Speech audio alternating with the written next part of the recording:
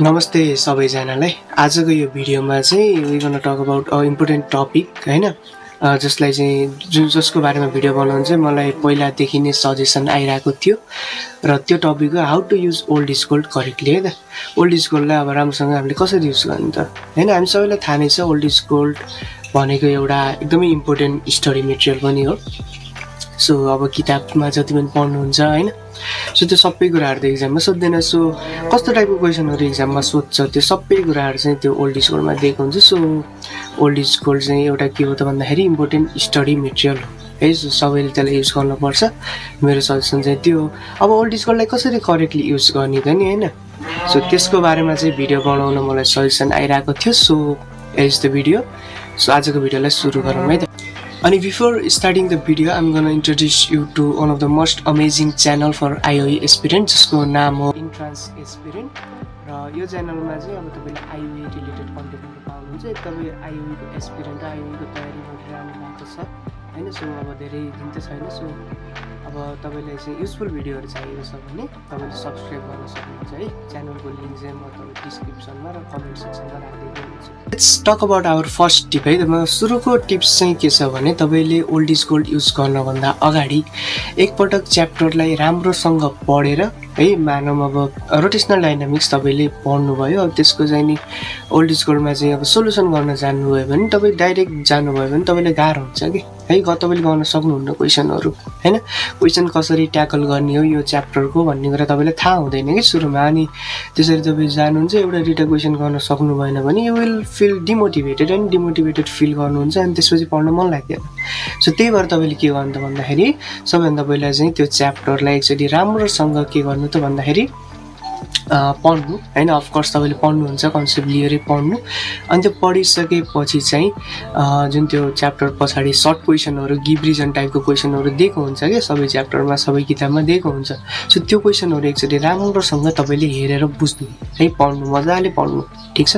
सकेसम्म आफै ट्याकल गर्ने कोसिस गर्नु। यदि जान्नु भएन भने पनि त्यही सोल्युसनहरू दिएको हुन्छ। So it's not a big deal होइन। सो राम्रोसँग तपाईँले हेर्नु त्यसलाई। अब त्यो हेरेर तपाईँले पढिसकेपछि न्युमेरिकलको पार्ट आउँछ है।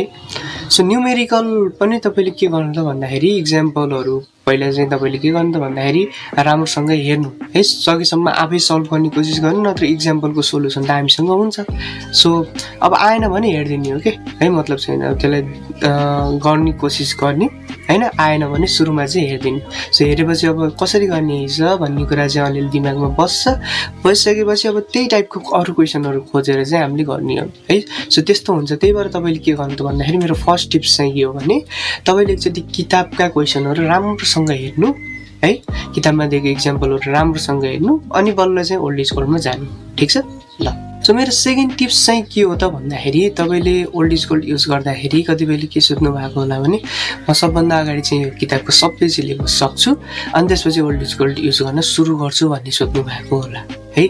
तर यसरी गर्दा चाहिँ गाह्रो पर्छ कि हामीलाई। कस्तो हुन्छ भने अब सिलेबस खतम गर्छौँ भनेर त हामीले सोचिन्छ, तर हामीले सोचे जस्तो होइन, सोचे जस्तो छिटो सिलेबस चाहिँ खतम हुँदैन कि। मैले पनि पहिला त्यही सोचिरहेको हुन्थेँ होइन। हाम्रो इक्जाम चाहिँ अलमोस्ट जेठको कति 14 कति थियो होला होइन, अनि त्यसपछि म चैतसम्म चाहिँ सिलेबस सक्छु अनि वैशाख महिनाभरि ओल्ड इज गोल्ड युज गर्छु भन्ने सोचेको थिएँ। अब मेरो कोर्स त वैशाख महिनाको कतिमा बल्ल सकियो, त्यहाँपछि अनि त्यो मोडल क्वेसनहरू यताउति हेर्दाखेरि त्यो ओल्ड इज गोल्ड सल्भ गर्ने राम्रोसँग टाइम नै पाएको थिएन मैले होइन। अब जेसुकै होस् मार्क्स त राम्रै आयो, तर जे भए पनि अब त्यो राम्रोसँग सक्सेसफुल भएन है। त्यही भएर तपाईँले के गर्नु त भन्दाखेरि अब एक दुईवटा च्याप्टर तपाईँले पढ्नुहुन्छ भने ओल्ड इज गोल्ड युज गरिदिइहाल्नु। जस्तै आज रोटेसनल डाइनामिक्स तपाईँले पढ्नुभयो, मैले अघि भने जसरी त्यो सर्ट क्वेसनहरू सबै हेर्नुभयो भने अब गएर चाहिँ ओल्ड इज गोल्ड तपाईँले सल्भ गर्ने कोसिस गरिहाल्नु है। सो त्यस्तो गर्नु, त्यो पछि राखेर त्यसरी गर्ने हो भने चाहिँ त्यो त्यति हेल्पफुल हुँदैन कि, पछि हामीसँग टाइम पनि धेरै हुँदैन होइन। सो तपाईँले चाहिँ टाइम भएकै बेलामा राम्रोसँग तपाईँले प्र्याक्टिस गर्नुभयो भने it will be beneficial for you है त। सो थर्ड टिप्स चाहिँ के हो त भन्दाखेरि अब क्वेसन तपाईँ सल्भ गर्न जानुहुन्छ है। अब सिलेबस रिसेन्टली चेन्ज भएको हो होइन, सबैलाई थाहा नै होला। अब त्यो सिलेबस रिसेन्टली चेन्ज भएको हुनाले त्यो ओल्ड इज गोल्डमा चाहिँ कतिपयले पुरानो ओल्ड इज गोल्ड पनि युज गरिरहनु भएको हुनसक्छ हैन, अथवा कति ओल्ड इज गोल्डमा चाहिँ पुरानो क्वेसनहरू दिएको पनि हुनसक्छ। अब त्यो त्यस्तो क्वेसनहरू हामीले ट्याकल गरेर हाम्रो समय बर्बाद गर्नु त भएन। सो त्यही कारणले तपाईँले एकचोटि सिलेबसमा के कुराहरू पढ्न भनेको छ एकचोटि राम्रोसँग हेर्नुपर्छ है। जस्तै कि एउटा इक्जाम्पलै दिन्छु म, यो इन्टरफेरेन्स भन्ने जुन च्याप्टर छ क्लास 12 को वेबमा छ हैन। सो यहाँ एउटा न्युटन्स रिङ एक्सपेरिमेन्ट भन्ने एउटा टपिक छ हैन, छ भन्दा पनि थियो भनौँ, किनभने त्यो अहिलेको सिलेबसमा छैन। तर पहिलाको सिलेबस अथवा पहिलाको क्वेसन प्याटर्नमा हेर्नुहुन्छ भने त्यसबाट सोध्ने क्वेसन भनेको एकदमै इम्पोर्टेन्ट क्वेसन थियो हैन। तर अहिले त त्यो सिलेबसमा छैन। अब तपाईँको कुनै किताबहरूमा त पहिला पनि दिएकै थियो न्युटन्स रिङको त्यो एक्सपेरिमेन्टको त्यो न्युमेरिकलहरू हैन, कुनै किताबहरूमा त्यहाँ दिएको थियो नयाँ सिलेबसको किताबमा पनि। अब त्यस्तो हुँदाखेरि त झुक्किन्छ। सो त्यही भएर एकचोटि सिलेबसलाई राम्रोसँग हेर्ने है, कुन क्वेसन चाहिँ मैले सल्भ गर्नुपर्छ, कुन चाहिँ पर्दैन, कुन चाहिँ इक्जामिनेसन पोइन्ट अफ भ्यूले इम्पोर्टेन्ट छैन, हाम्रो सिलेबसमा छैन, सोध्दैन, त्यो कुरा हामीले सुरुमा थाहा पाउनुपर्छ। सो त्यसको लागि चाहिँ तपाईँले के गर्नु त भन्दाखेरि एकचोटि राम्रोसँग सिलेबसलाई हेर्नु। ओके ल, ओके। सो चौथो टिप्स चाहिँ के हो त भन्दाखेरि अब तपाईँले क्वेसन सल्भ गर्नुहुन्छ। अब त्यहाँ कतिपय क्वेसनहरू कस्तो हुन्छ भने रिपिटेड टाइपको हुन्छ अथवा एउटै एन्सर एउटै लोजिक लगाउने टाइपको हुन्छ है। अब मानौँ एउटा रोटेसनल डाइनामिक्सबाट क्वेसन छ अरे है। अब एउटा क्वेसन छ अरे लाइक अब तपाईँले यसरी चाहिँ डोरी घुमाइराख्नु भएको छ एउटा कुनै स्टोन राखेर हैन, अनि त्यो डोरीको लम्बाइ बढाउनु भनेको के हो त, रेडियस बढाउनु हो नि त। सो बढाउँदाखेरि मोमेन्ट अफ इनर्सिया घट्छ कि बढ्छ भनेर सोध्न सक्छ हैन एउटा क्वेसनमा। अर्कोमा चाहिँ अब यो पृथ्वी र सूर्यको जुन डिस्टेन्स छ त्यसलाई बढाइयो भने घट्छ कि बढ्छ मोमेन्ट अफ इनर्सिया भनेर सोध्न सक्छ। दुईटैको लोजिक त एउटै हो नि त, दुईटामा रेडियस बढ्दाखेरि मोमेन्ट अफ इनर्सिया कसरी चेन्ज हुन्छ, त्यही हो नि त लोजिक।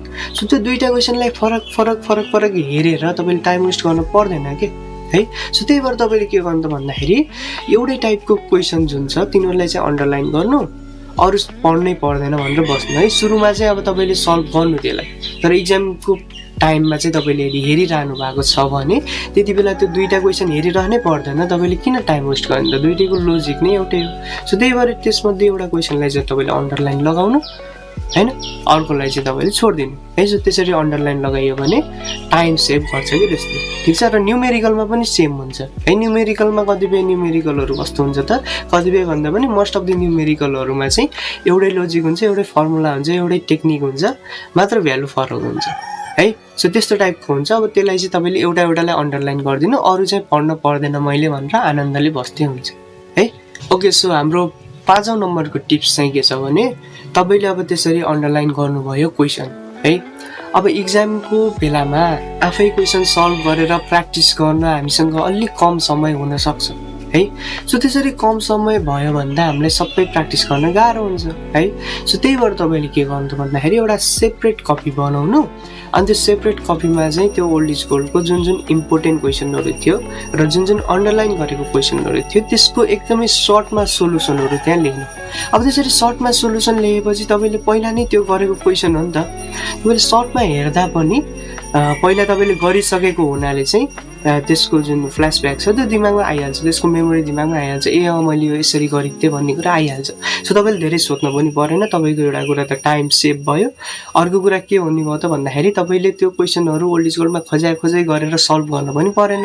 सो तपाईँको टाइम एकदमै सेभ हुन्छ इक्जामको बेलामा है। सो के गर्नु पर्छ भन्दाखेरि जुन अन्डरलाइन गरेको क्वेसनहरू र न्युमेरिकलहरू छ त्यसलाई चाहिँ तपाईँले कपीमा लेखेर एकदमै सर्टमा त्यसलाई सल्भ गर्नु है। सो यस्तो गर्नुभयो भने तपाईँको टाइम सेभ हुन्छ, ठिक छ। र यी नै हो मैले अब युज गरेको टिप्सहरू। यसलाई तपाईँले अब राम्रोसँग आफ्नो हिसाबले चाहिँ मोडिफाई गरेर तपाईँले युज गर्न सक्नुहुन्छ है त यो टिप्सहरू चाहिँ। र सबैलाई चाहिँ ह्याप्पी दसैँ है त, दसैँ आइसक्यो। अब दसैँले तपाईँले सबैले इन्जोय गर्नु होला। र मैले क्वान्टाइजेसन अफ इनर्जीको भिडियोहरू हाल्दै थिएँ, अब अहिले अलि समय मिलेन हैन, अब दसैँको माहौल छ, त्यही भएर मैले त्यो एक्सरेको भिडियो चाहिँ हाले छैन। म त्यो दसैँपछि टाइम मिल्यो भने हाल्छु है त। सो आजको लागि यति नै, हस् त, धन्यवाद।